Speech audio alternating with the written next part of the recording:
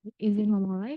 Assalamualaikum warahmatullahi wabarakatuh. Selamat pagi yang terhormat Dr. Otniel Wendy Wahono, spesialis patologi klinik selaku pemateri kita pada hari ini. Yang kami hormati Bapak Ibu senior dan dokter sejawat sekalian yang hadir pada acara kuliah pakar pada pagi hari ini dan hadirin yang telah bergabung melalui Zoom. Puji syukur mari kita panjatkan kehadirat Tuhan Yang Maha Esa karena kita pada hari ini boleh berkumpul dalam keadaan sehat dan berbahagia. Hari ini program studi ilmu patologi klinik FK UNS RSUD Dr. Mawardi di Surakarta mengadakan kuliah pakar dengan judul aferesis. Izinkan saya membacakan susunan acara kita pada pagi hari ini. Yang pertama, pembukaan yang sedang berlangsung. Yang kedua, pemaparan materi tentang aferesis. Yang ketiga, diskusi dan tanya jawab. Yang keempat, foto bersama melalui Zoom. Yang kelima, foto bersama dengan pemateri. Yang keenam, penutup. Baik, Bapak Ibu yang kami hormati, sampailah kita ke dalam acara inti, yaitu kuliah pakar dengan judul aferesis, yang akan disampaikan oleh Dr. Otniel Wendy Wahono, spesialis patologi klinik. Sebelumnya saya akan membacakan CV dari Dr. Otniel Wendy Wahono, spesialis patologi klinik. Riwayat pendidikan tahun 2007, beliau menamatkan pendidikan dokter di FKUGD Jakarta. Tahun 2019, spesialis patologi klinik FKUNS Surakarta. Untuk riwayat organisasi tahun 2007 sampai 2010, anggota ID cabang Jakarta Pusat. Tahun 2010 sampai 2015, anggota ID cabang Kabupaten Bekasi. Tahun 2019 sampai sekarang, anggota ID cabang Surakarta dan anggota PDS Patin cabang Surakarta. Riwayat pekerjaan tahun 2008 sampai 2009, dokter PTT dan Kepala Puskesmas Kedalaman Tanggamus Lampung. Tahun 2010 sampai 2015, dokter RSU Anissa Cikarang Jawa Barat. Tahun 2015 sampai sekarang, dokter penanggung jawab Laboratorium Patologi Klinik RSU Asalam Sragen. Tahun 2020 sampai 2022, dokter penanggung jawab Laboratorium Patologi Klinik RSUD Dr. Suratno Sragen. Tahun 2021 sampai sekarang, dokter penanggung jawab Laboratorium Patologi Klinik RSUD Warswiris Boyolali. Tahun 2022 sampai sekarang, dokter patologi klinik RSUD Dr. Mori Surakarta dan staf Prodi PPDS Patologi Klinik Fakultas Kedokteran Universitas 11 Maret. Demikian CV dari Dr. Otniel Wendy Hono saya bacakan. Langsung saja untuk waktu dan tempat penyampaian materi kami persilahkan, dokter. Baik, tes, cek. Ah, baik, selamat pagi, salam sejahtera bagi kita semua. Mungkin ini agak mundur ya, jadi ada ilmiah sebelumnya ya. Jadi kita mulai saja, saya tidak panjang lebar. Pagi ini kita akan membahas topik terkait aferesis ya. Jadi aferesis ini memang luas ya spektrumnya ya. Jadi porsi kita sebagai SPPK juga kalian nanti mesti tahu ya. Saya nggak tahu nanti kalian ditempatkan di rumah sakit mana. Saya harap ya kalian sudah cukup membawa ilmu ya terkait ini. Jadi nanti kalau di UTD kalian tuh aktif ya. Bu, kalian mau belajar mengoperasikan alat aferesis kita tuh juga nggak apa-apa. Jadi nanti kamu ya pulang ada bekal gitu loh. Ya, ya. Saya mulai saja untuk aferesis ya. Ini untuk outline saya. Jadi nanti ada terkait metode ya untuk aferesis itu, kemudian ada kita akan bahas juga tromboaferesis. Di sini kita paling sering donornya tromboaferesis ya. Padahal yang lain-lain masih banyak ya, masih harusnya bisa kita manfaatkan.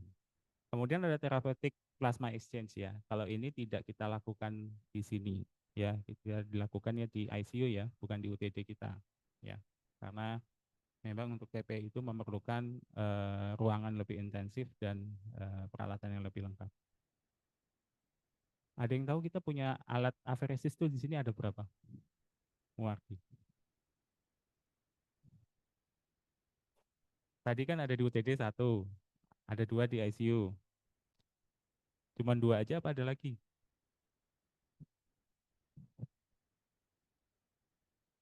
Ada tiga. Stem cell. Ya tuh? Ada tuh. Saya belum ke lab stem cell sih. Itu dari ini ya, biasa Dr. Maria. Kemudian nanti ada panduan terkait aferesis ya, kemudian ada peran DSPK dalam prosedur aferesis. Baik, kita mulai untuk pendahuluan aferesis itu berasal dari kata Yunani ya, aferesis ya, artinya itu mengambil ya. Jadi aferesis itu merupakan suatu prosedur di mana donor darah donor ya atau pasien ya. Jadi di sini bisa pasien, bisa pendonor. Diproses untuk menghilangkan atau manipulasi komponen tertentu dari darah, ya. Jadi darah yang tersisa dikembalikan kepada donor maupun pasien. Ya, prosesnya kira-kira seperti ini ya. Jadi dari pendonor masuk ke dalam mesin aferesis, kemudian akan dipisahkan dengan sentrifugasi ya, salah satu metodenya ya, tapi nggak hanya sentrifugasi loh, ini saya hanya mengambil contoh ya. Jadi seperti itu. Yang saya agak prihatin di sini kok jarang ya. Residen yang pernah donor aferesis siapa? Pak Fari satu, Pak Robert, Pak Amri. Ini jebolan PMI nih, dua dua PMI toh. Yang lainnya ayo ya.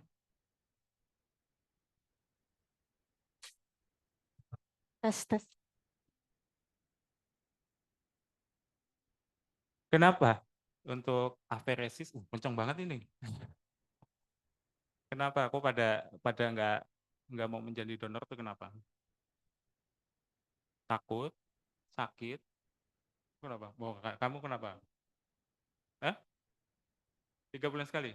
Di mana? Oh, kamu juga? Oh ya. Nah itu ya, ini masih pada muda-muda ya. Saya lihat itu laporan UTD paling tuh hanya mentok-mentok tuh 8 ya, 6 pol itu udah untuk pasien. Padahal kita kebutuhannya banyak sekali loh. Ya, kemarin itu untuk aferesis itu puluhan ya. Kita ngambil dari PMI ya. Padahal ini potensinya banyak ya. Nanti kita bahas deh. Oke, supaya donor aferesis itu makin banyak di sini ya. Nah, kemudian dari tipe aferesis, next slide. Ya, jadi aferesis itu ada yang donasi ya. Dari donor yang sehat, itu bisa kita mengambil komponen tunggal, misalnya kita mau ambil trombosit neto maupun multikomponen trombosit dengan plasma, seperti itu. Ya. Dan lain-lain banyak kalau di donasi. Kemudian ada aferesis terapeutik ya, ini untuk pasien ya. Jadi pengambilan komponen darah pada suatu kondisi penyakit tertentu ya. Jadi komponen tersebut diambil, ditukar atau dimodifikasi untuk mencapai tujuan terapeutik. Next. Jadi tujuannya adalah mengumpulkan dosis terapeutik dari komponen tertentu ya. Kemudian mengurangi secara terapeutik jumlah komponen dalam sirkulasi. Kemudian yang tiga, ini mengumpulkan sel darah atau prekursor tertentu dari pasien untuk dikembalikan lagi ke dalam tubuh ya. Jadi tujuannya ini. Next. Nah, ini spektrum aferesis ya. Ada TPE ya. Tadi therapeutic plasma exchange, ada leukocyte aferesis ya. Namanya ini udah kelihatan ya. Untuk ngambil leuko ini untuk trombosit aferesis, erythropoiesis aferesis, RBC exchange ya. Kemudian ada LDL aferesis, terapeutik juga. Ini ada adsorptive sita aferesis ya. Ini juga diketahui juga sebagai leukosit aferesis ya. Ini untuk biasanya untuk membuang ya leukosit yang teraktivasi dari darah ya. Biasanya pada kondisi-kondisi sepsis seperti itu. Kemudian ada limfosit aferesis, kemudian ada ECP ya. ECP ini kepanjangannya extracorporeal photopoiesis ya. Adalah prosedur yang biasanya dilakukan untuk menyobati beberapa penyakit di sini ya. Kemudian ini ada donasi, itu ada platelet untuk red cell dan plasma ya. Waktu zaman kita COVID itu sering kita untuk plasma ya, untuk donasi ya. Tapi untuk yang kita saat ini di waktu ini paling banyak untuk platelet. Untuk spesifik prosedur ya ini PBSC ya. PBSC itu yang tadi saya sebutkan bahwa kita punya mesin aferesis di lab stem cell ya. Ini adalah untuk pengumpulan sel punca ya. Mungkin lebih banyak lebih tahu ini Dokter Maria nanti ya. Next. Nah, ini peralatan aferesis kita. Ini yang ada di lab kita yang mana di UTD? Yang pojok ya. Ini ada saya gini aja deh. Kok enggak kayak enak gini. Ya, ini ya spektra opti ya. Kemudian ini yang di ICU nih, yang kita hemonetik. Nah, ini merek lain ya, bukan di lab kita. Next slide. Saya akan paparkan terkait metode aferesis. Jadi ada yang konvensional atau manual, kemudian ada yang dengan metode filtrasi membran, kemudian yang ketiga ini dengan metode otomatis atau cell separator machine. Ya, jadi yang saat ini terbanyak sering dipakai itu ini, ya, modelnya dengan prinsip sentrifugasi. Ya, dia itu ada dua, ada intermittent flow separation dan continuous flow separation. Ya, jadi kalau intermittent flow separation ini memiliki keuntungan, yaitu hanya memakai satu jalur vena, ya kalau yang intermittent ini. Tapi kekurangannya ini membutuhkan waktu yang lebih lama. Jadi kadang-kadang waktu yang lama ini saya pernah tanya sih kepada beberapa pendonor ini yang membuat memang mereka agak terlalu merasa kok aferesis ini lama ya, memang lama, tapi kan kita di sini tujuan kita memberikan, misalnya kita mau memberikan donasi ya, itu kan tujuannya terutama kita untuk menyelamatkan nyawa ya, jadi mau lama pun ya kita harusnya kita jalani ya. Kemudian selain itu, selain waktunya lama untuk intermittent ini, untuk volume ekstrakorporal yang dipakai ini lebih banyak ya. Sedangkan untuk continuous flow separation ini memiliki keuntungan waktu yang dipakai itu hanya sedikit ya, untuk continuous ini lebih cepat. Kemudian juga lebih sedikit memakai volume ekstrakorporal ya. Kerugiannya untuk continuous ini dia memakai dua jalur vena biasanya. Next. Nah, terkait tadi metode konvensional ya, jadi darah itu dikumpulkan ke dalam kantong plastik ya yang berisi larutan antikoagulan dan pengawet ya. Ini biar kalian tahu aja untuk konvensional dulu seperti itu. Kemudian tabung kantong tersebut disentrifugasi untuk mendapatkan komponen yang diinginkan, yang kemudian dipisahkan ke dalam kantong satelit. Ya, kemudian sisa darah dikembalikan melalui vena yang sama. Proses ini diulang. Ya, untuk metode konvensional ini, next slide, memiliki ini ya berbagai kekurangan ya. Jadi jumlah komponen yang diambil itu lebih sedikit ya dibanding kalau kita pakai mesin otomatis dengan metode yang tadi sentrifugasi. Ya, waktunya juga lama ya, udah dapatnya sedikit, waktunya lama. Kemudian juga volume darah yang dikeluarkan dari tubuh juga lebih banyak ya. Dengan adanya ini juga akan meningkatkan resiko ya dari si pendonor itu ya. Jadi untuk metode konvensional ini sudah jarang ya dipakai. Kemudian metode selanjutnya next. Nah, ini untuk metode filtrasi ya. Jadi untuk metode filtrasi ini yang metode yang kedua tadi, darah dipompa ke suatu membran filter ya. Jadi pada metode ini membran dengan ukuran pori yang dapat menangkap protein berat molekul tinggi ya, kecuali komponen seluler.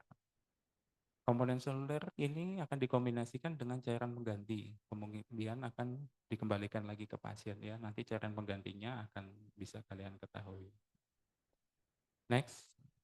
Nah, terkait metode filtrasi ini memang tadi dia bekerja berdasarkan ukuran ya. Jadi mulai yang paling kecil ini plasma ya. Jadi kalian bisa lihat di sini urutannya ya. Setelah plasma itu ada platelet sehingga ke bawah yang paling besar ini eritrosit. Yang paling besar itu di sini ya. Jadi untuk filtrasi ini memang terbatas ya. Penggunaannya itu jadi hanya untuk pengumpulan plasma. Next. Nah, kemudian metode selanjutnya dengan sentrifugal ya. Jadi kalau sentrifugal ini pada basicnya ini berdasarkan dari berat jenis ya masing-masing. Ini dimulai dari yang teringan ini dari plasma ya. Kalian bisa lihat di sini. Jadi nanti berdasarkan kecepatan pemutaran sentrifugasinya kita bisa mendapatkan apa yang kita mau ambil mulai dari plasma, trombosit hingga ini bisa diatur tergantung mode yang nanti ikan kita pakai. Jadi pada saat di sini nanti kalau kalian lihat ya di alat mesin aferesis kita sebelum memasukkan ke dalam mangkok sentrifugasinya itu harus hati-hati jangan sampai salah ya. Jadi kalau selangnya itu salah pernah kejadian itu sampai darahnya itu sampai iya pernah kejadian ya. Di sini ada yang pernah lihat enggak? Jadi waktu itu pernah ada kesalahan penaruh di selangnya ini ya harus hati-hati itu bisa darahnya malah tumpah kemana-mana ya harus hati-hati. Jadi memang orang yang akan mengoperasikan mesin aferesis ini memang sudah harus melalui pelatihan ya, harus sudah kompeten juga. Next. Nah, jadi dari gambar ini ya bisa kalian lihat ya. Jadi untuk platelet ini paling ringan ya, ya untuk selnya ini. Baru setelah itu di bawahnya plasma ya, dianya itu. Kemudian diikuti oleh limfosit, monosit ya. Jadi dengan kita tahu metode pemisahan ini, jadi kita tahu bagaimana kita itu cara mengumpulkan sel yang baik yang kita mau ambil ini itu bagaimana ya. Jadi kalian harus tahu prinsipnya dulu di sini. Next. Nah ini sedikit tambahan tadi ya, bisa lebih detail lagi mulai dari plasma hingga ke bawah ya. Jadi memang nanti sentrifugasinya ada mulai dari yang low, mid, dan high ya. Untuk pengambilan sel apa yang akan kita ambil. Next. Nah ini gambar tambahan aja. Mungkin kalau yang di spektautria seperti ini ya modelnya tadi ya.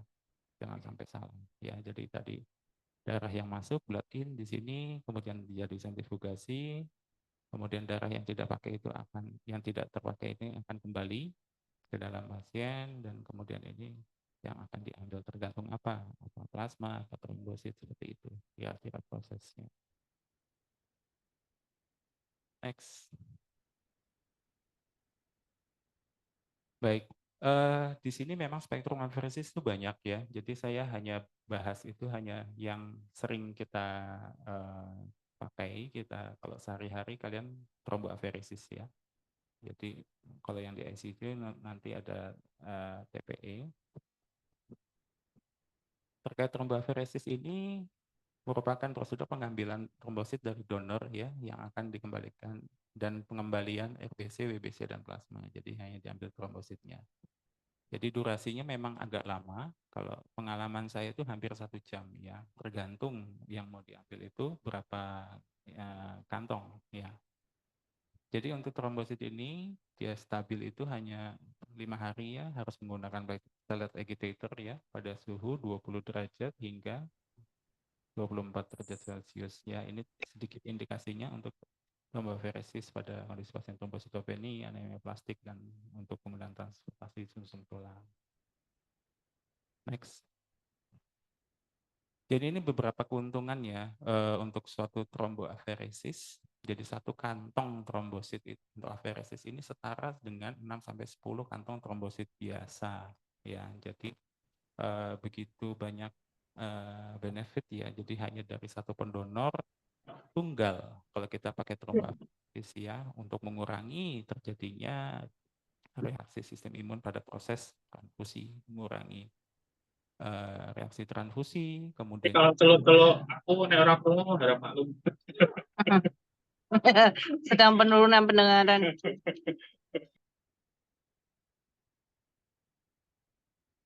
iya sedikit iklan ya.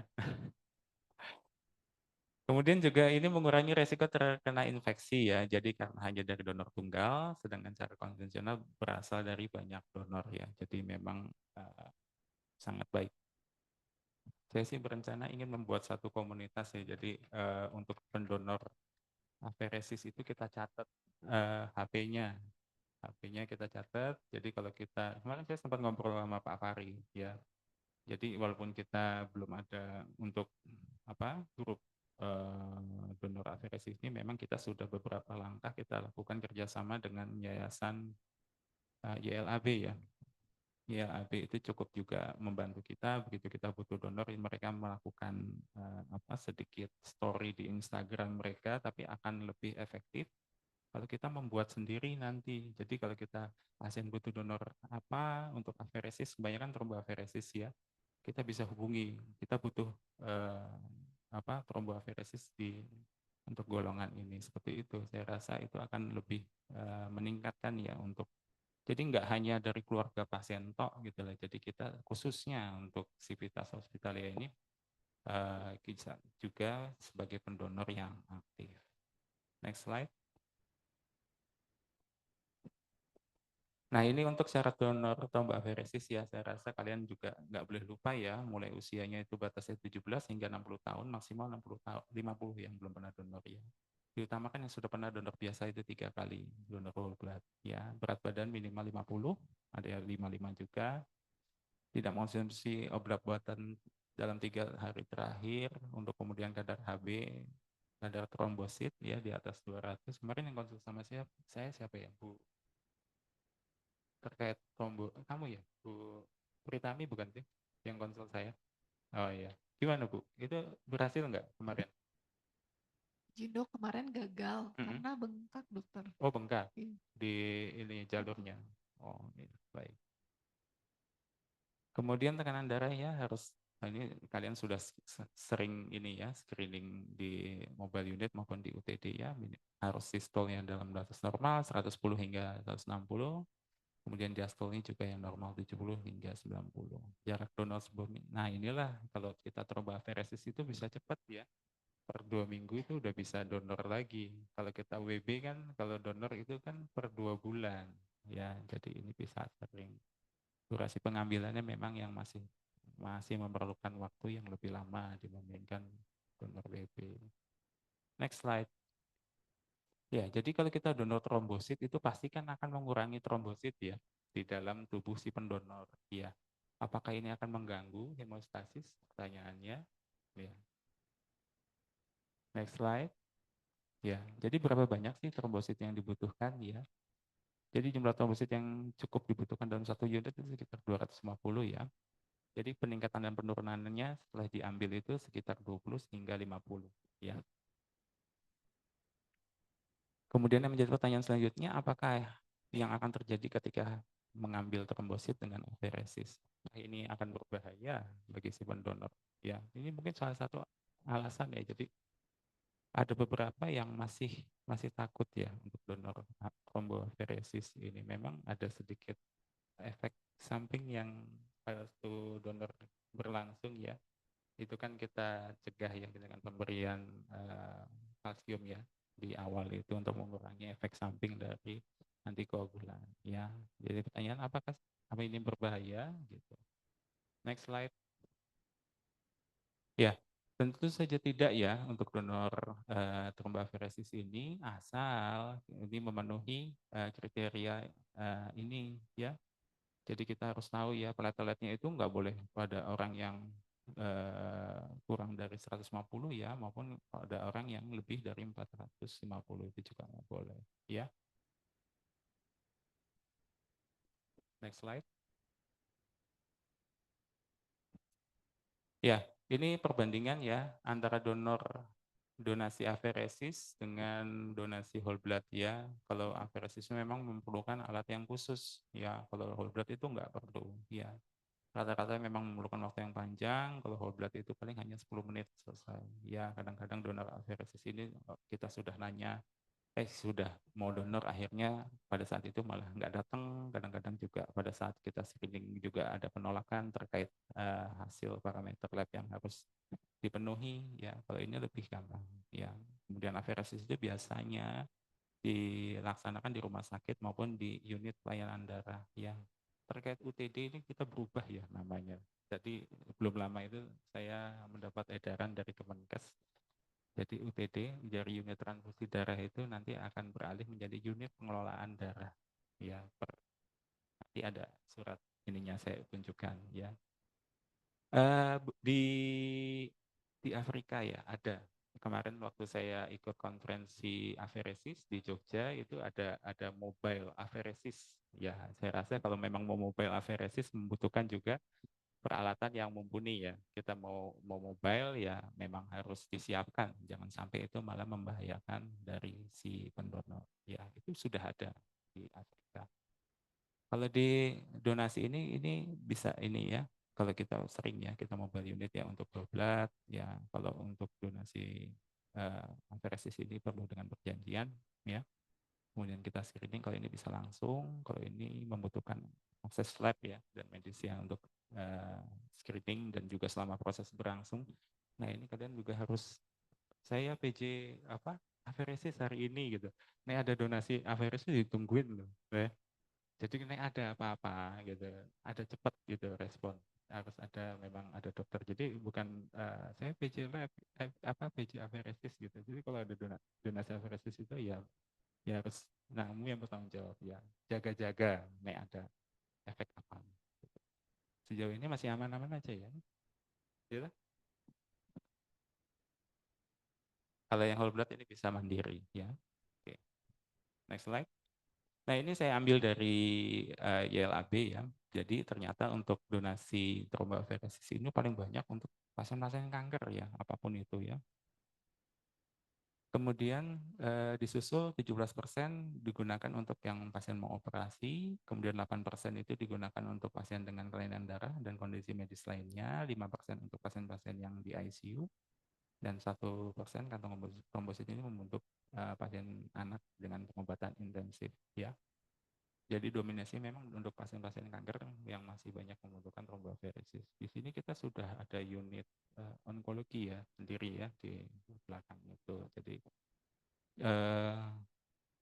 seharusnya akan lebih banyak ya pendonasi untuk trombosit ini untuk pasien-pasien itu ya. Kemudian next slide. Oke, tadi kita bicara sedikit tentang tromboaferesis. Ini saya akan masuk terkait dengan therapeutic plasma exchange ya. Jadi kalian mungkin jarang lihat ya, apa belum pernah lihat malah?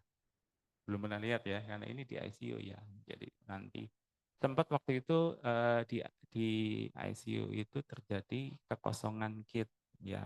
Untuk di spektaoptia bisa nggak? Untuk PPE bisa ya, bisa. Cuman memang kendalinya dari alat yang kita di UTD itu memang alatnya besar ya. Jadi kalau bolak-balik ke ICU terus kita bawa ke UTD itu akan rentan mengganggu keamanan dari alat itu. Sebenarnya bisa gitu loh untuk PPE juga. Jadi waktu itu sempat yang di ICU itu sempat kitnya itu kosong lama, tapi yang di UTD itu sebenarnya bisa kita segera pesankan, tapi menjelang mau kita pesankan tapi sudah bisa, jadi nggak jadi. Tapi kedepannya kita siap-siap juga sudah melayani ini ya untuk TPE ya. TPE itu adalah suatu prosedur terapeutik ya, di mana darah dari pasien dialirkan melalui suatu alat aferesis yang memisahkan plasma dari komponen darah lainnya. Kemudian plasma dikeluarkan dan digantikan dengan, nah ini nanti ada lapisan pengganti ya, seperti lakukan koloid misalnya ya, albumin atau plasma atau kombinasi antara kristaloid dan koloid ya. Next ya, inilah jadi pada TPI itu akan membuang ya high molecular weight substance ya. Di antaranya autoantibodies, imun kompleks, ya, cryoglobulins, myeloma, light chains, kemudian ada endotoxin, lipoproteins, soluble mediator inflammatory response. Ya. Next slide. Ya, ini pada TPI yang seperti ini ya. Tadi masih dalam kondisi whole blood, begitu masuk ke dalam mesin aferesis, dilakukan sentrifugasi, akan terpisah ya. Plasma ini yang atas ini nanti akan dibuang seperti ini, kemudian dia akan digantikan dengan clean plasma ya, nanti ada cairan pengganti juga, kemudian nanti akan seperti ini kembali lagi ke pasien. Next slide. Nah, ini dari jurnal Clinical Apheresis ya tahun 2010 ya. Jadi beberapa elemen prosedural pada prosedur TPI ini diantaranya yang pertama akses vena ya. Next slide. Nah, ini membutuhkan untuk vena ini kateter diameter besar ya untuk mempertahankan laju aliran sebesar 5 sampai 100 mili per menit. Ya, lokasinya di perifer bisa di antekubital maupun di lokasi sentral, ini bisa di vena femoralis, subclavia, jugularis. Next slide. Ya. Kemudian ini yang kedua, cairan pengganti. Tadi sudah disebutkan ada kristaloid, ada koloid ya. Kristaloid itu larutan garam fisiologis normal salin 0,9%, kemudian yang koloid ini bisa pakai albumin ya 5% dan MFP. Fungsi cairan pengganti pada ini untuk mempertahankan aroma intravaskular yang utama. Kemudian disusul untuk memulihkan protein plasma yang penting, mempertahankan tekanan osmotik koloid, Kemudian yang terakhir mempertahankan keseimbangan elektrolit. Nah, ini untuk cairan pengganti ya, memiliki kelebihan dan kekurangan ya. Yang pertama ini memang dia itu harus sebagai cairan pengganti ini harus disetujui oleh FDA dulu ya sebelum digunakan ya.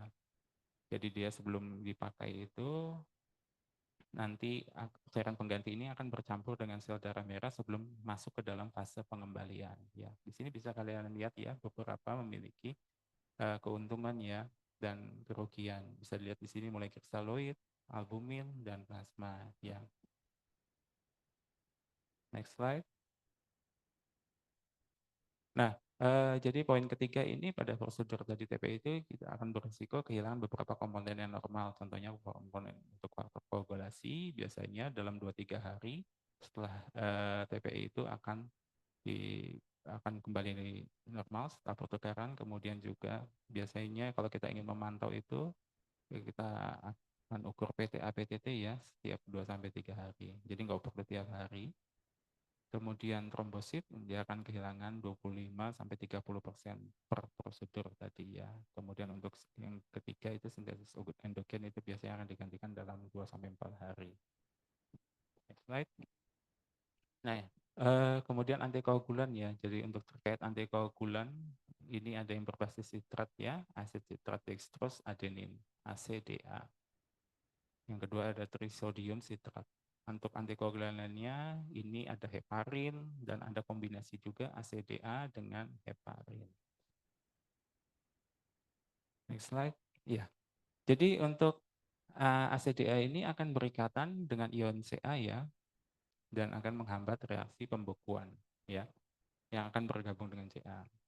Jadi efek sampingnya memang bisa menyebabkan hipokalsemia ya pada ACDA ini. Kemudian untuk heparin ini dia akan mencegah konversi protombin hingga protombin menjadi trombin. Yang mempunyai efek samping heparin akan menyebabkan antikoagulasi sistemik. Next slide. Jadi apa yang harus kita lakukan ya? Memang yang akan paling efektif adalah penggunaan kombinasi ya antara heparin low dose dengan ACDA itu ya. Jadi ini gambarnya bisa kalian lihat ya. Di sini ada penggunaan antikoagulan ya. Dia dikombinasikan. Nah, untuk mengurangi tadi efek sampingnya dari hipokalsemi, maka akan dilakukan penambahan kalsium ya di sini sebelum masuk lagi ke dalam tubuh si pasien ya.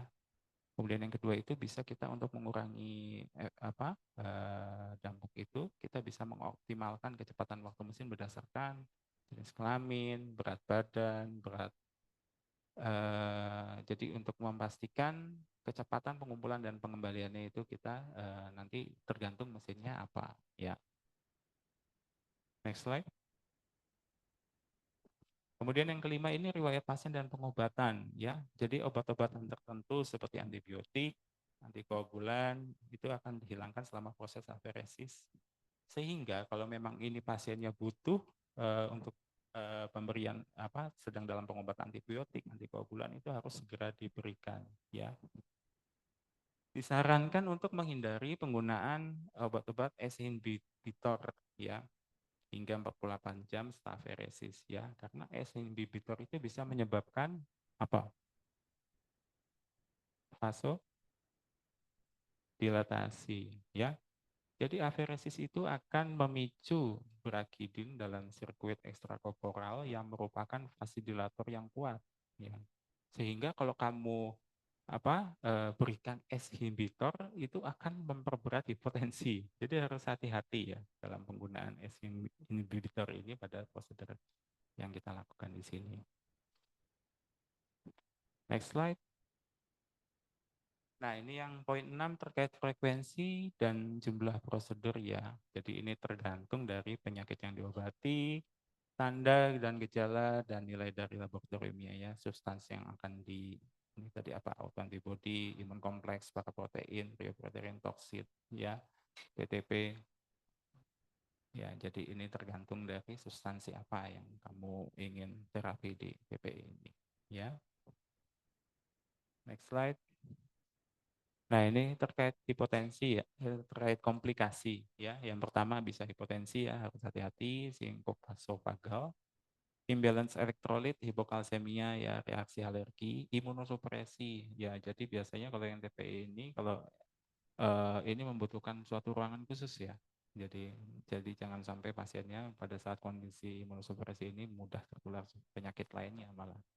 Efek samping lainnya akses vaskular ya, bisa hematom, flebitis, dan infeksi ya. Mencegah infeksi ya harus melakukan prosedur pada saat kita sebelum melakukan tindakan, dan kita lakukan juga tindakan preventif lainnya ya. Kemudian juga bisa menyebabkan suatu emboli udara, kehilangan beberapa komponen darah ya, bisa pendarahan tadi sudah disebutkan, bisa menyebabkan trombositopeni dan hipofibrinogenemia.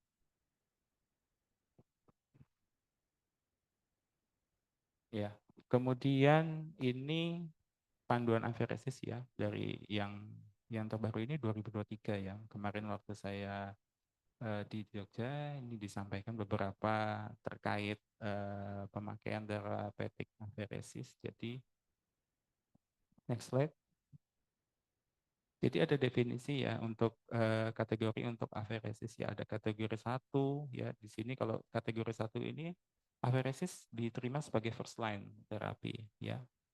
Jadi untuk kategori 2 ini sebagai second line-nya, kemudian lanjut ketiga ini not established, dan yang keempat ini inefektif atau tidak malah harmful ya, malah tidak ini. Jadi pada kemarin itu disampaikan memang ada beberapa yang malah untuk kondisi suatu penyakit tertentu memang dia malah terupgrade untuk diindikasikan di aferesis atau bahkan malah turun grade, downgrade ya. Malah sudah tidak disarankan, nanti saya akan sampaikan apa saja. Next slide. Nah, ini untuk tingkatan rekomendasi ya. Jadi untuk dimulai dari grade 1A ya.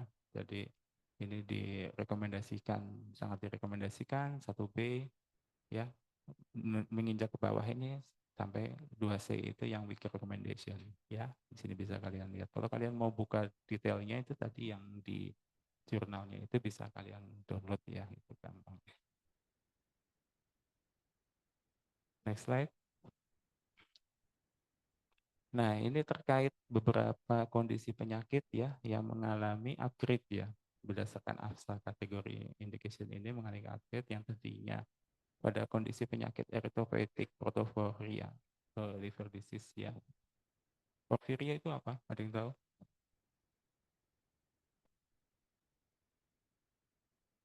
Ada yang tahu? Hah? Kelainan apa itu?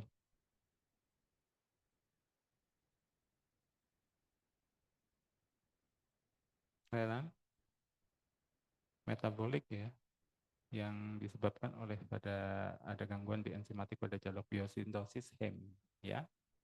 Ini agak kurang familiar ya kita protoporphyria ya, kemudian ada liver disease ya. Jadi yang tadinya dia kategori C ya, kategori C itu bisa kita lihat tadi itu ya kan kategori 3, sorry. Kategori 3 ya, maksudnya not established, menjadi kategori 2 sebagai second line terapi pada kondisi penyakit ini ya. Jadi mengalami upgrade untuk therapeutic aferesis. Next slide. Nah, ini juga untuk inflammatory bowel disease ya, pada kondisi penyakit ini juga tadinya kategorinya 3 menjadi upgrade menjadi kategori 2 ya, sebagai second line terapi ya, prosedurnya absorptif sitaferesis ya pada inflammatory bowel disease. Next slide. Nah, selain yang mengalami upgrade, ini juga ada beberapa yang mengalami malah downgrade ya. Yang pertama, beberapa penyakit ini bisa kita lihat. Yang pertama, age-related macular degeneration. Agak jarang juga kita dengar ya. Ini gangguan di makula ya, penyakit di mata ya, yang berkaitan dengan usia ya. Jadi ada 2 tipe kalau penyakit ini, ada yang tipe dry, tipe wet. Mungkin jarang kita dengar. Ini downgrade, tadinya di saran kategorinya kategori 2 ya, sebagai second line. Ini malah turun menjadi kategori 3 ya. Next slide. Nah, ini kemudian untuk red cell immunization ya, prevention and therapy. Ya, tadinya ini masuk ke dalam kategori 3 ya. Ini bahkan sekarang ini malah 4 ya, sudah tidak direkomendasikan ya. Ini kan sering nih kalian dengar apa? Red cell immunization. Apa itu? Atau disebut sebagai apa? Ada yang tahu?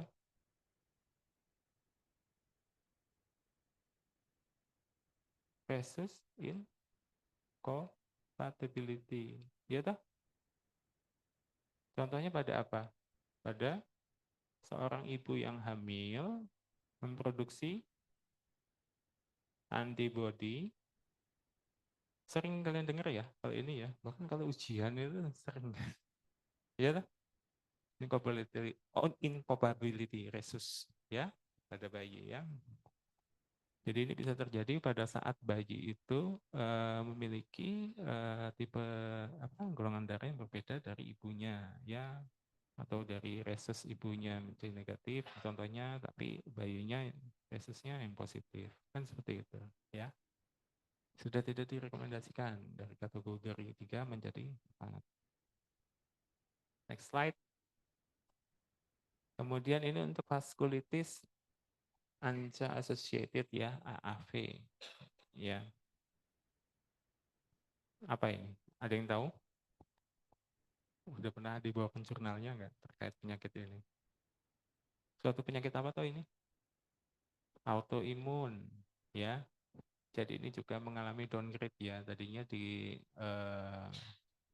kategori 2 ya. Ini turun menjadi kategori 3 untuk penyakit ini ya.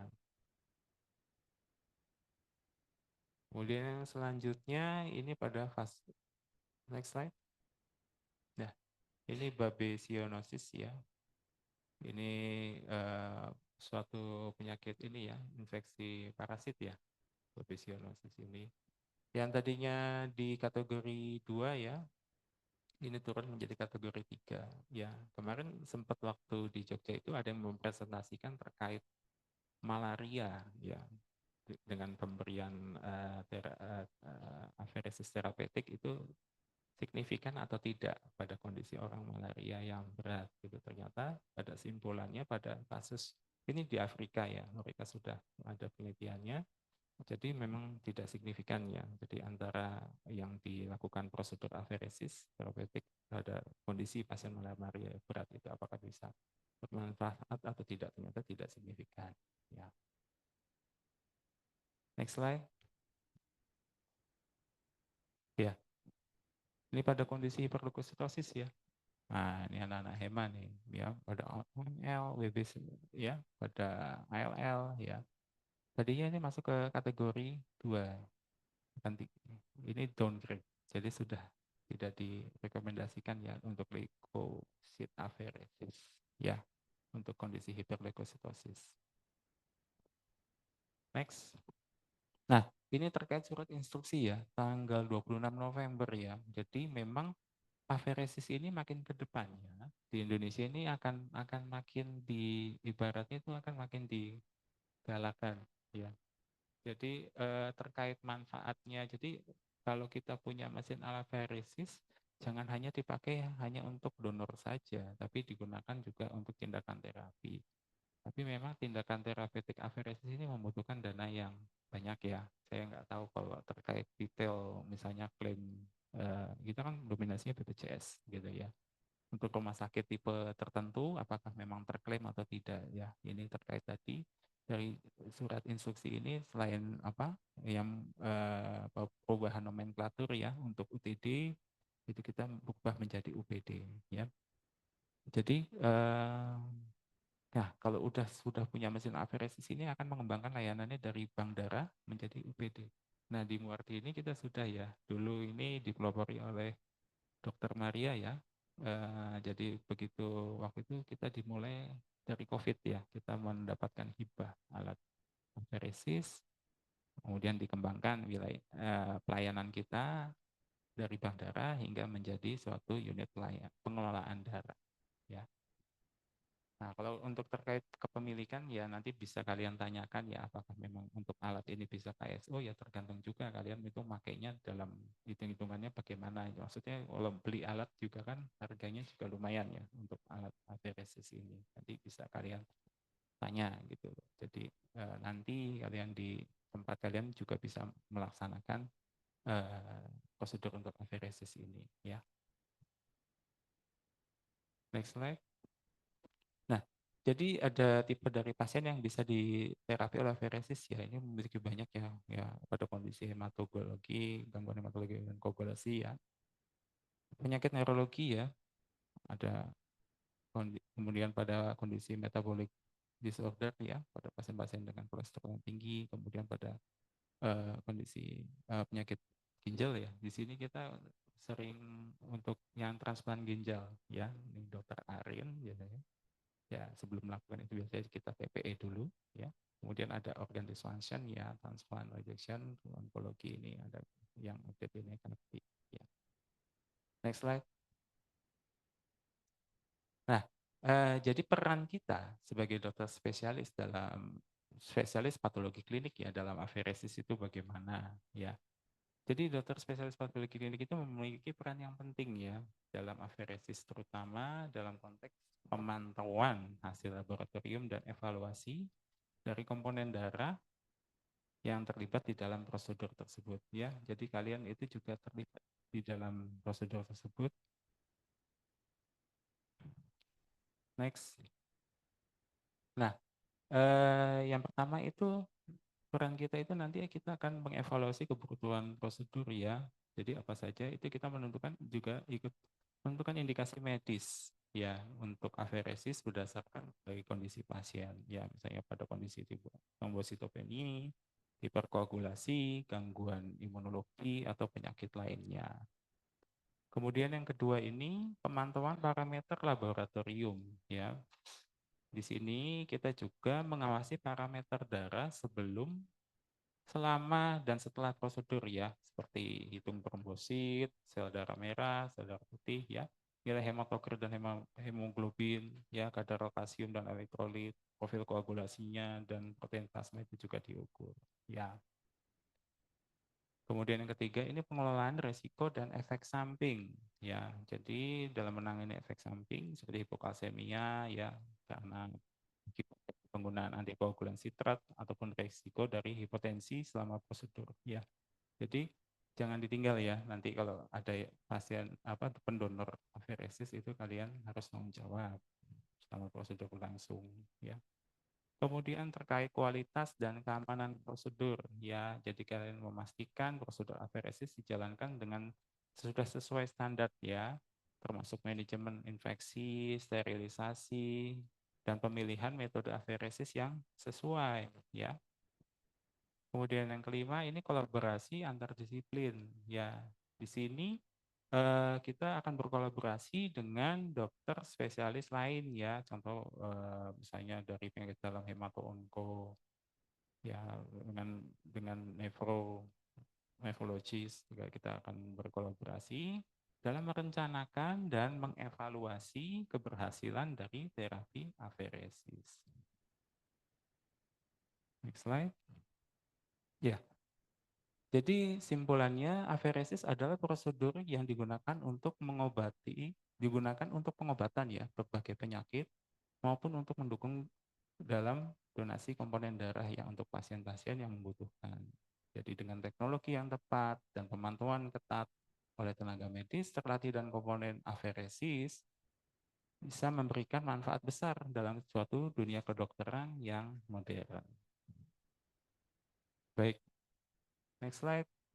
Ya, mungkin tidak banyak ya yang bisa saya sampaikan. Terima kasih. Mungkin ada yang ingin ditanyakan. Terima kasih kepada Dr. Otnil Wendiwahono untuk pemaparan materinya yang sangat berguna bagi kita, terutama dalam menambah pengetahuan kita tentang AVResis. Baiklah, langsung saja kita masuk ke sesi tanya jawab. Sebelumnya bagi Bapak Ibu yang bagi para Bapak Ibu yang mengikuti kuliah pakar via Zoom, jika ada pertanyaan boleh langsung di drop di kolom chat atau boleh langsung di open mic-nya dan langsung bertanya. Apakah dari Zoom ada yang ingin bertanya?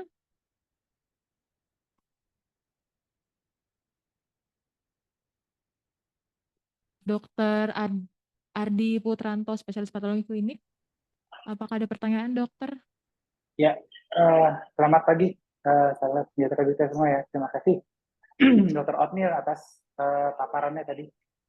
Saya cuma ingin menanyakan saja, kalau untuk pemantauan atau evaluasi dari aferesis yang paling ideal itu setelah diberikan aferesis, kemudian untuk pemantauannya misalnya untuk pemantauan hematologi rutin atau hematologi lengkapnya, kemudian gambaran darah tapi itu idealnya berapa jam atau berapa hari dok kira-kira?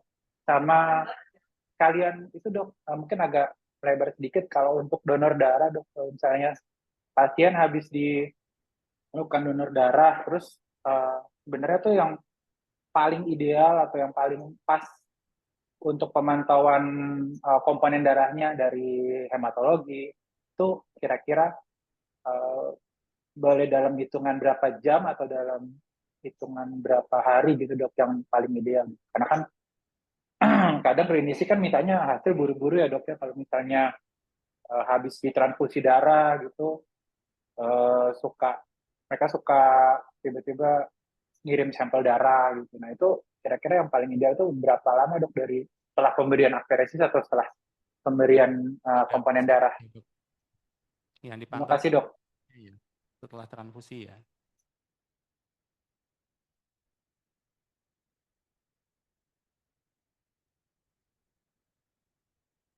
Ya, baik. Jadi untuk pertanyaan tadi dari Dr. Ardi, sebaiknya kalau prosedur aferesis ini mungkin yang tadi kita bicarakan mungkin terkait tromboaferesis ya. Sebenarnya perlu nggak itu dicek pasiennya diperiksa parameter setelah diambil trombositnya. Jadi memang malah kita sebelum melakukan prosedur tersebut itu kan kita lakukan screening ya. Jadi fungsinya screening itu untuk apa? Memastikan bahwa memang kondisi pasien walaupun kita ambil trombositnya itu tidak akan memberikan dampak yang signifikan terhadap si pasien tersebut. Perlu nggak kita ulang, misalnya cek trombosit ulang gitu? Nggak usah ya terkait itu. Jadi karena pada saat kita screening kan kita sudah memastikan bahwa pasien ini oke, aman sebagai pendonor ya. Jadi ini suatu kunci, jangan sampai kamu itu membahayakan orang yang tadinya nggak apa-apa, jadi apa-apa gitu, jadi sakit gitu ya. Terkait prosedur aferesis yang menjadi catatan juga selama sebelum melakukan itu harus cukup ya cairan ya. Ya, ini pengalaman pribadi saya waktu saya donasi plasma waktu kita COVID ya. Waktu itu saya belum masuk sini, saya donasi plasma untuk pasien COVID itu saya karena kondisinya saya lagi belum minum sama sekali dari malam ya, langsung donor pagi-pagi, donor plasma, tiba-tiba gelap pingsan, mau pingsan. Waktu itu siapa yang, oh ini residen udah nggak ada dulu Pak Hans ya, ya itu waktu itu dulu. Untung belakang saya itu ada Mas Dwi. Ya, dulu kalau nggak dipegangin itu mungkin gelepak gitu jatuh di ruang aferesis. Hati-hati ya. Jadi kalau selain kalian memberikan apa tadi tambahan kalsium, ditanya lagi udah minum cukup belum gitu kan. Kalau misalnya mau donor plasma itu kan akan banyak yang keluar. Ya, pertama kali itu saya merasakan tiba-tiba mata gelap, bintang-bintang. Nah itu pertama kali saya belum pernah pingsan itu baru kali itu. Jadi itu hati-hati. Jangan sampai nanti kalau ada seorang pendonor itu seperti itu. Ya dipastikan cairannya juga cukup gitu ya. Kalau masih belum makan puasa gimana nggak apa-apa ya. Kemudian tadi Dr. Ardi menanyakan kalau orang sudah kita lakukan transfusi, kapan sih sebaiknya klinisi mengirimkan sampel untuk misalnya mau dilihat progresnya ini kadar HB-nya sudah meningkat sampai berapa. Memang secara literatur tertulis berapa jam setelah transfusi itu memang Belum patokan ya. Jadi mungkin kalau yang selama ini pengalaman saya biasanya itu 6 jam itu bisa ya. Setelah 6 jam transfusi bisa dari ini klinisi bisa untuk mengirimkan sampel untuk pemantauan dari transfusi tersebut. Misalnya mau dilihat HP-nya sudah berapa. Mungkin seperti itu. Ya, baik. Terima kasih Dokter Otnil. Untuk Dokter Ardi Putranto, spesialis patologi klinik, apa sudah jelas dokter atau ada yang ingin ditanyakan lagi? Ya, udah jelas, Mak. Yang ini dok, yang kalau orang yang sudah ditransfusikan atau diberikan uh, tromboaferesis itu juga tidak perlu dilakukan apa pemantauan gitu lagi dok. Yang diberikan dok, bukan yang mendonor, tapi yang diberikan tromboaferesis. Bukan pendonor tapi yang diberikan ya, Dok ya. Iya. Kalau yang Oh, diberikan itu ada pemantauan juga nggak dok? Atau memang ya udah iya. kalau dia klinisnya membaik ya itu sudah sebagai progres atau memang ada pemantauan khususnya dok? Oke, terima Iya. kasih. Baik, jelas yang kalau dari itu akan ada pemantauan. Biasanya itu dilakukan oleh masing-masing klinisi ya. Mereka mungkin akan mengirimkan sampel untuk melihat keberhasilan dari terapeutik yang transfusi dari trombosit yang sudah dilakukan. Ya, ada dok. Jadi pasti. Oke, terima kasih dokter Otnil. Ya. Mungkin ke depannya Muwardi dan mungkin dokter Otnil sebagai leadernya, mungkin nggak kira-kira patologi klinik itu bisa seperti radiologi terapeutik dok, kira-kira kalau di urusan aferesis ini. Jadi kita yang leadernya dok, leader sebagai yang memberikan terapi aferesis ini dok. Kan kalau tadi kan perannya DSPK kan cuma sebagai pemantauan, terus screening. Tapi kalau ke terapeutik, mungkin kalau di Center Muardi mungkin bisa ya dok dikembangkan nanti ya dok ya. Ya, nanti kita akan berkolaborasi dok dengan Ya, klinik dok terkait ini. oke dok, terima kasih semua. Iya, terima kasih Dr. Ardi. Ya, baik, terima kasih. Apakah ada yang bertanya lagi, Bapak Ibu yang mengikuti via Zoom? Boleh langsung open mic. Oke, selamat pagi. Silakan dokter. Ya, selamat pagi. Ya, terdengar Dokter Emil? Iya, ini Dr. Firman ya? Iya, iya. Apa kabar Dokter Emil? Sehat. Ya. Ini yang di RS Polri kan? Siap, siap. Oh Iya. iya, gimana dok? Oke. Oh ini dok, jadi saya kan memang tertarik untuk pengembangan dari kita kemarin banyak diskusi ya dok, dari awal mula BDRS menjadi UTD, kemudian UTD pengembangan untuk aferesis. Iya. Dari sini kan kita lihat aferesis ini proyek yang baik dan berpotensi sebenarnya. Namun harus kita sesuaikan dengan kemampuan dari rumah sakit terkait. Betul. Dari sini kan kita lihat dari plafon BPJS sendiri, ini kan kalau nggak salah hanya sekitar 4 juta sekian gitu ya dok. Iya. Ya, yang ingin saya tanyakan, apa strategi dari Dr. Otnil? Ya, ya apa strategi dari Dr. Otnil agar proyek ini menjadi proyek yang memiliki benefit bagi rumah sakit dan pasien itu sendiri. Ya, terima kasih dok. Iya, baik. Terima kasih Dr. Firman, karena kalau terkait klaim ini memang kita harus sesuaikan dengan tipe rumah sakit ya. Jadi memang klaim di suatu rumah sakit ditentukan dari suatu tipenya. Ya kalau kita di RSDM ini memang tipe A ya akan memiliki plafon yang lebih besar ya terkait untuk terapi aferesis ini. Strategi kita bagaimana ya kita bisa melakukan suatu diskusi ya dengan dari kita undang dari klinisi dan dari kita undang jaga manajemen rumah sakit, kita berdiskusi terkait manfaat dari prosedur terapeutik aferesis ini bagaimana bagi pasien-pasien yang akan diobati di rumah sakit.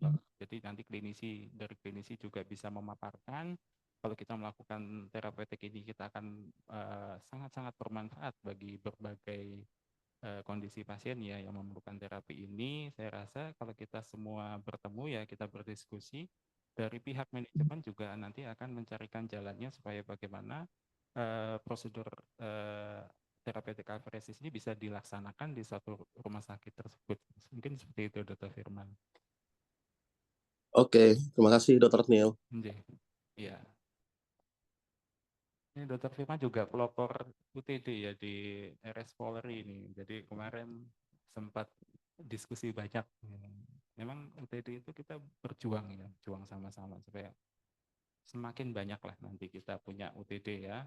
Mungkin adik-adik nanti kalau udah selesai ke ini, kembangkan ya BDRS menjadi UTD gitu ya. Karena sempat saya ngobrol dengan Pak siapa ya, Pak Ako ya. Pak Ako ya mana? Ada nggak? Oh, loket. Ya, dia cerita itu kalau di tempatnya itu sulit ya. Kalau mau mengambil darah ke PM itu jauh, kata dia. Nah, itulah kalian bisa ya. Jadi kalian juga menjaring banyak pendonor, stok darah semakin banyak ya. Jadi mumpung kalian di sini nanti ini kesempatan kalian ya untuk ini. Bebas loh, kalian mau nanya apa di UTD, nanya alat-alatnya, bagaimana kalau kita mau bikin UTD, apa-apa aja yang mesti disiapkan, seperti itu. Itu mumpung kalian di sini, ya. Jadi jangan sia-siakan kesempatan itu. Oke. Baik, apakah dari Zoom ada pertanyaan lagi? Boleh langsung di open mic-nya jika ada pertanyaan. Ya, sepertinya masih belum ada, Dokter. Mungkin kita akan buka pertanyaan bagi para hadirin yang sudah hadir di ruang diskusi. Jika ada yang ingin ditanyakan, boleh langsung dipersilakan. Ya, Dokter Eka, silakan. Terima kasih kepada Dr. Otni Spesialis Patologi Klinis atas materi penjelasan apheresis yang sangat jelas, Dokter. Izin bertanya tentang terkait tadi ada dijelaskan bahwa jarak donor apheresis adalah 14 hari, Dokter. Yang ingin saya tanyakan, berapa batas maksimal untuk pendonor untuk melakukan donor apheresis? Kalau misalnya 14 hari berarti totalnya 24 kali per tahun. Iya. Ya. Terus yang kedua pertanyaannya adalah apakah ada efek jangka panjang pada bone marrow terhadap regenerasi hemopoietik? Demikian, Dokter, mohon arahannya. Iya. Jadi begini, suatu donor apheresis memang sudah diatur ya. Jadi kita maksimal itu per 2 minggu ya, bisa diulang ya. Selama itu masih memenuhi koridor waktu yang ditentukan itu akan aman bagi si pendonor. Kemudian itu berdampak atau tidak pada kondisi orang yang sehat. Dia menjadi catatan ya, sehat ya, itu aman, pure aman ya. Beda kondisi dengan orang dengan kondisi catatan penyakit tertentu. Apa penyakitnya gitu yang bisa akan menyebabkan suatu dampak terhadap yang tadi kamu sebutkan seperti itu. Jadi pada kondisi orang sehat bagaimana kita mau donasi aman, nggak apa-apa gitu. Ya. Karena kalau misalnya itu tidak aman, nggak boleh loh kita.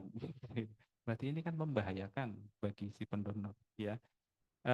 Sedikit saya cerita terkait penelitian kecil saya ya terhadap donor darah yang lolos screening, karena di beberapa tempat ya seorang pendonor yang lebih dari 10 ya, ini ngambil sampelnya tuh pendonor darah rutin. Ini ngomongin darah rutin ya, itu ternyata mulai terjadi suatu defisiensi besi ya di tahap awal ya, di mana dari tahap awal itu jadi HB-nya normal tapi untuk profil besinya sudah mengalami defisiensi besi. Ini menjadi catatan bagi kita. Makanya kemarin saya lakukan penelitian itu. Jadi jangan sampai kita di sini suatu UPD cuman maunya ngambil tok ya, tidak memaintain si pendonor ya. Jadi jangan sampai kita tuh seperti Dracula ya, cuman ngambilin darah tapi tidak memfollow up si pendonor, karena tanpa darah pendonor kita nggak jalan, betul nggak? Sampai saat ini belum bisa digantikan oleh sintetis apapun, tetap kita pengolahannya butuh darah ya. Jadi sedikit saya ini jadi untuk para pendonor rutin, mungkin kayak pendonor misalnya pendonor plasma itu kan juga nanti akan dilihat salah satunya untuk total proteinnya. Kalau plasma itu harus memenuhi kadar tertentu. Kalau di bawah itu nggak boleh untuk donor plasma. Ini karena aferesis itu kan banyak ya. Jadi nggak hanya trombosit, nggak hanya plasma. Jadi yang kita bahas ini yang banyak kita lakukan di sini. Jadi gitu ya. Tujuan apa saya? Maksudnya kalau memang sudah mulai terjadi defisiensi ya. Jadi pada orang dengan kadar Hb yang normal gitu. Perlu kita pikirkan juga terhadap produk komponen darah yang kita hasilkan ya. Jadi ini sempat saya tanyakan waktu kemarin BACT ya ke Dokter Teguh. Pada seseorang dengan kadar Hb normal tapi sudah mengalami suatu defisiensi besi awal, bagaimana dampak terhadap produk darahnya ya. Kan produk darah itu akan dilakukan quality control juga ya, kita lakukan setiap bulan ya. Dampaknya itu seperti apa? Apakah memang akan menurun atau tidak seperti itu. Nah, jawaban dari beliau itu memang sejauh ini belum dilakukan penelitian itu dan belum ada referensinya terkait itu. Karena produk darah yang kita hasilkan apapun itu kan digunakan untuk sebagai pengobatan ya kepada pasien-pasien yang membutuhkan. Ya, mungkin itu sedikit intermezzo. Baik, terima kasih dokter. Apakah sudah jelas dokter Eka? Ada yang ditanyakan lagi bagi yang hadir di sini? Silakan jika ada yang ingin bertanya.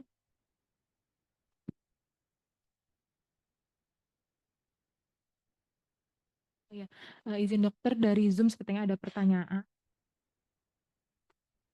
Ya, izin bertanya dokter, untuk pemberian terapi kalsium apakah rutin diberikan kepada calon pendonor tromboaferesis ataupun pasien sebelum dilakukan aferesis? Terima kasih. Ya, Silakan. baik. Terima kasih Dokter Yunan ya. Jadi pemberian kalsium terapi untuk ini ya, untuk tromboaferesis ya biasanya kita berikan sebelum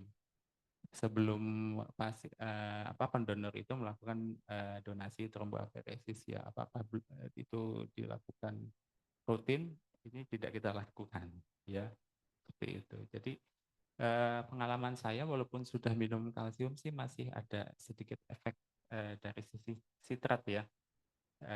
Bibir itu yang sering donor aferesis yang mungkin kamu mengalami nggak Pak? Kamu donor aferesis pernah? Oh belum ya? Yang tadi udah pernah Pak Fari gimana? Bibirnya kayak kepas-kepas gitu. Ya, sedikit baal ya. Jadi memang itu walaupun kita sudah minum effervescent kalsium itu masih sedikit ada efek sampingnya. Namun itu ya tidak sampai berdampak panjang itu tidak, masih aman. Mungkin itu Dokter Yunan ya. Jadi nggak rutin gitu minum itu sebelum itu enggak sih.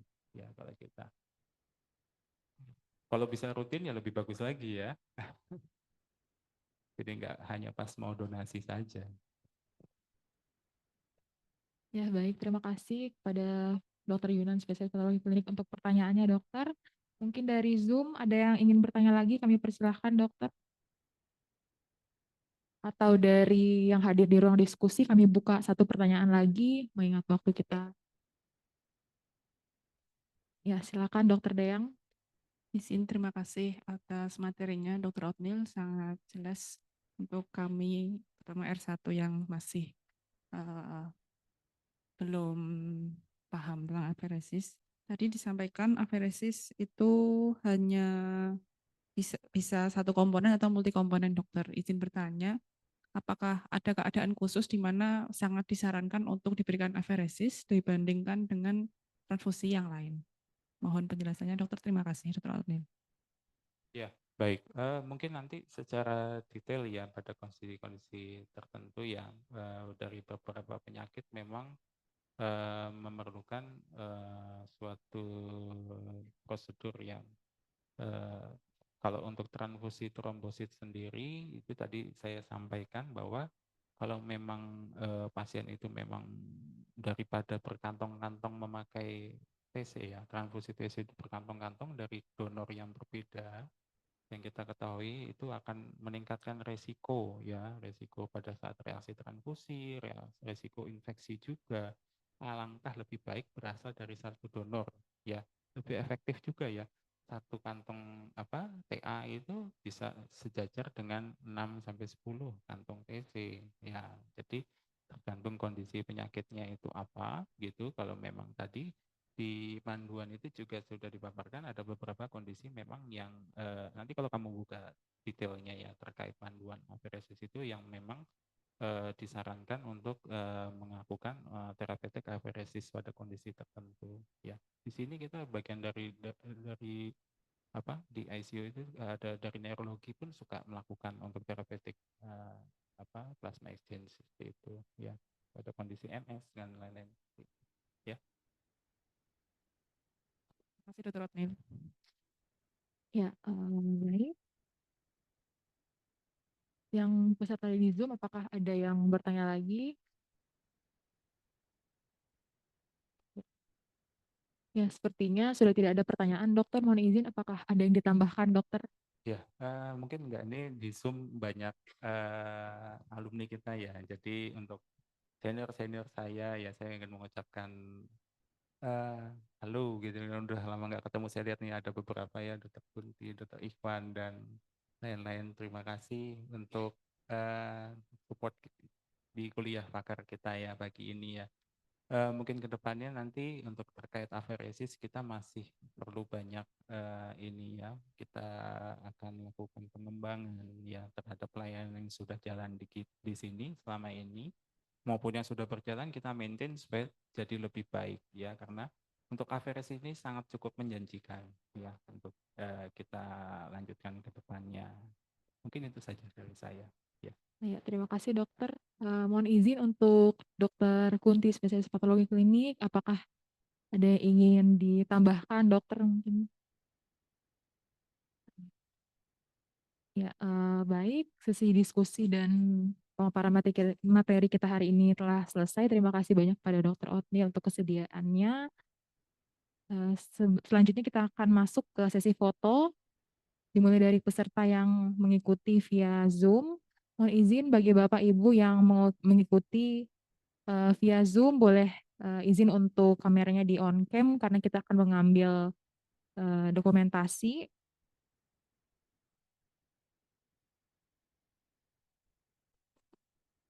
Ya.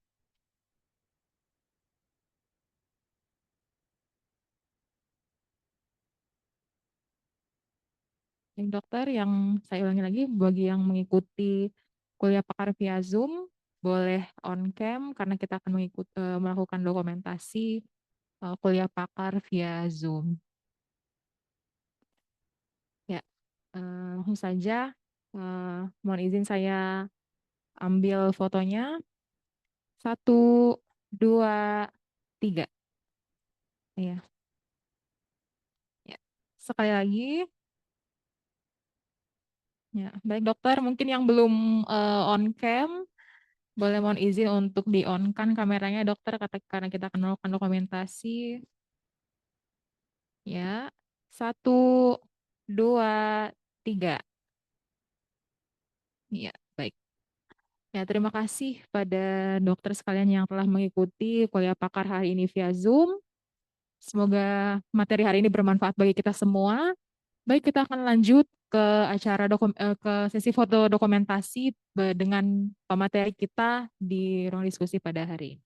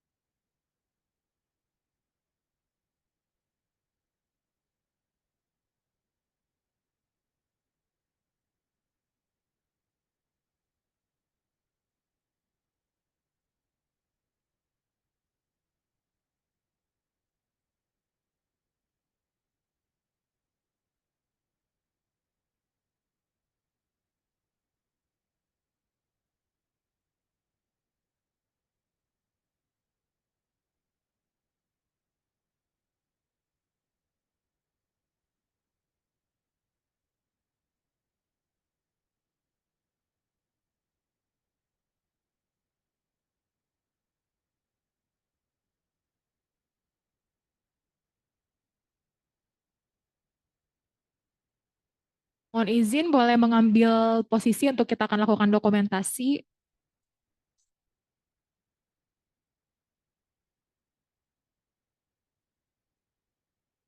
Mbak Kiki. Biro.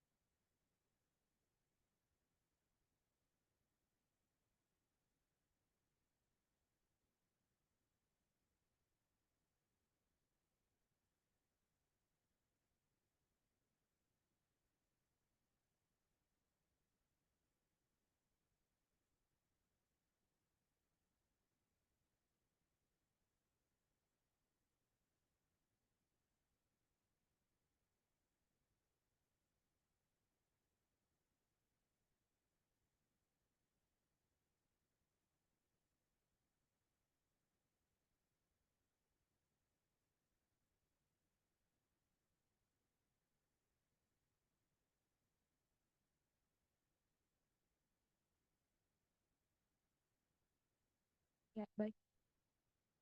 Baik, demikian. Cek. Nggak ada. Baik, demikianlah acara kuliah pakar pada hari ini. Kami mengucapkan terima